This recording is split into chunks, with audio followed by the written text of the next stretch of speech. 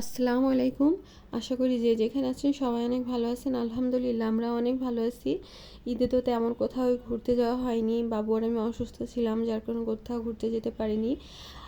আজ অনেকটাই সুস্থ আমি আর আমার বাচ্চা, তাই ভাবলাম একটু ঘুরে আসি। আর এই যে আমি, আমার হাজব্যান্ড আর আমার বেবি তিনজন মিলে বেরিয়ে পড়ছি। আর এটা ছিল আর্মিদের একটা রিসোর্ট। আর এই রিসোর্টটা কিন্তু অনেক সুন্দর ছিল। আর এই রিসোর্টের ভিতরে একটা শপ আছে, এখানে কিন্তু মেয়েদের থ্রি পিস শাড়ি, তারপরে বিভিন্ন শোপিস, পাট দিয়ে তৈরি করা বিভিন্ন শোপিস, এই শোপিসগুলো তো আমার অনেক ভালো লাগছে। তারপর কাঠের তৈরিও অনেক শোপিস ছিল। আর এই ব্যাগগুলো তো আমার অনেক ভালো লাগছে, যদিও আমি এখান থেকে কিছুই নেইনি। আর এই যে হচ্ছে আয়না, এই আয়না যে শোপিসটা, এটাও কিন্তু আমার অনেক ভালো লাগছে। ব্যাগের এটাও কিন্তু অনেক সুন্দর ছিল। তারপর ওখান থেকে দেখে আমরা বাইরে বেরিয়ে আসলাম। আর এইখানে কিন্তু এই যে অনেক ফুল গাছ লাগানো ছিল রাস্তার পাশে, মানে যে শপটা যে রাস্তা দিয়ে ঢুকতে হয় সেই রাস্তাতেই কিন্তু, মানে রাস্তার পাশেই কিন্তু অনেক ফুল গাছ লাগানো ছিল। আর এই পাশে পাখিটা ছিল, দেখে মনে হচ্ছিল সত্যিই পাখি। আর এখানে যে ফুল গাছের একটা গেট করা ছিল, এখানে আমার হাজব্যান্ড দাঁড়িয়ে ছবি তোলার জন্য প্রস্তুতি নিচ্ছে, আর আমি এই সুযোগে একটা ভিডিও করে নিলাম। আর এই যে ব্রিজটাতে হাঁটতে কিন্তু খুবই ভালো লাগতেছিল। নদীর পাশে এরকম ব্রিজ দিয়ে হাঁটতে আসলে অনেক ভালো লাগে, মন ভালো হয়ে যায়। আর এই ব্রিজটাতে হাঁটার জন্য বাবু বারবার করে বায়না করছিল, মানে সে একবার এই ব্রিজটাতে হেঁটে যাবে আসবে। তারপরে যে আমি আর বাবু হাঁটছিলাম, আমার সাথে আমাদের ড্রাইভার ছিল। আর ওইখানে গিয়ে আমি আমার হাজব্যান্ডকে ডাকছিলাম যে তুমি আসো। আর এখানে নদীর পাশে ছোট্ট গাছটা দেখতে কিন্তু অনেক সুন্দর লাগছিল। আর এই নদীতে কিন্তু অনেক জাহাজ যাচ্ছিল। নদীর পাশে এরকম একটা রিসোর্ট সত্যি অনেক সুন্দর।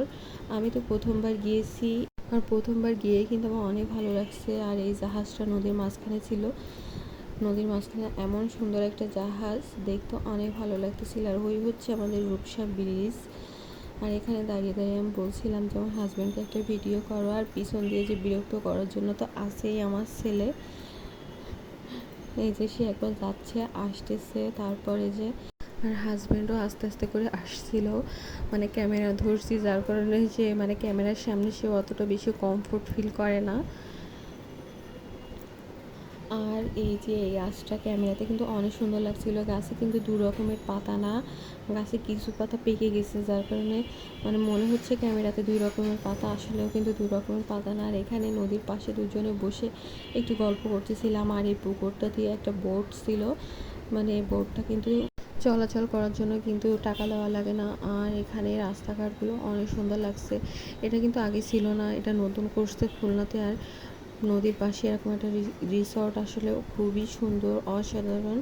মানে বাইরে থেকে কেউ যদি খুলনাতে আসেন তবে অবশ্যই এই রিসর্টটাতে ঘুরে আসবেন, খুবই ভালো লাগবে। আমার তো খুবই ভালো লাগছে। আর এখানে ঘাসের উপর দাঁড়িয়ে আমার ছেলে হাঁটাহাঁটি করছিল, পায়ে কি লাগছে সেটাই আর কি দেখছিল সে।